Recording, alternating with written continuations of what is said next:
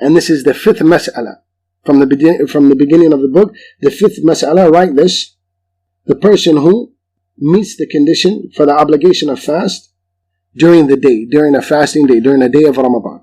That's the fifth issue. And what do we mean by he meets those conditions?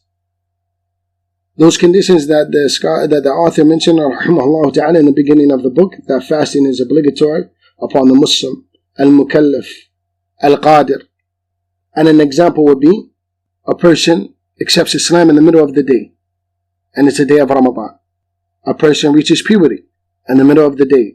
A boy goes to sleep at 11 o'clock in the morning, he has a wet dream, wakes up, and now he's considered baligh. He's considered as reached puberty in the middle of the day. Or a person who didn't have his normal mental faculties, and in the middle of the day he comes about. That's the fifth issue. Shaykh Ibn Uthaymin rahimahullah ta'ala mentions that, according to the madhab, that this person must refrain from doing anything that will break the fast and make up the day.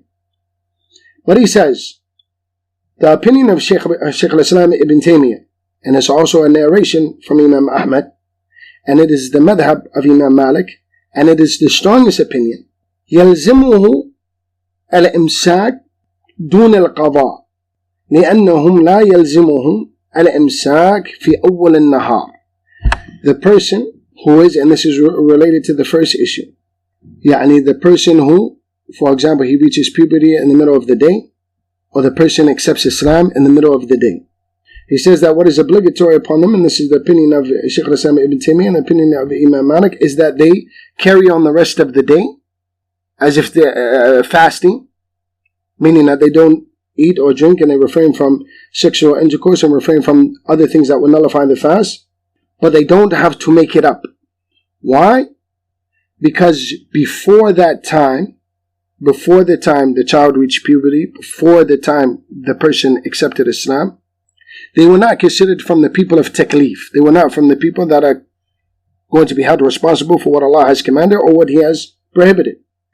And once they met those conditions, once the person accepted Islam, once the child reached puberty, they did what was obligatory upon them by refraining from eating or drinking or having sexual relations. So essentially they did what they were commanded to do, so they don't have to repeat it. And this is in regards to the issue of the person who the fast was not obligatory upon him, meaning that he didn't meet the conditions of fast being obligatory upon him, and he meets those conditions in the middle of the day. An example would be the person who accepts Islam in the middle of the day, a child who reaches puberty in the middle of the day, or a person who doesn't have his normal mental faculties for whatever reason, he gets them in the middle of the day. Shaykh Ibn Uthaymin rahimahullah ta'ala said the strongest opinion is that these people carry on the rest of the day as if they're fasting, and they don't have to make up those days.